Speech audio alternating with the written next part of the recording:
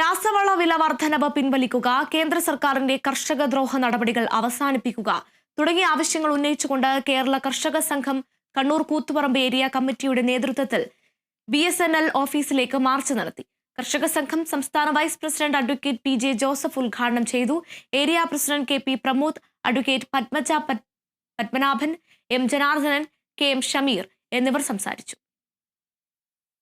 രാജ്യത്തെ കർഷകരെ പീഡിപ്പിക്കാനും ഇവിടെ 5 ലക്ഷം കർഷകർ ആത്മഹത്യ ചെയ്ത കാര്യം അധ്യക്ഷൻ പറഞ്ഞു കഴിഞ്ഞു.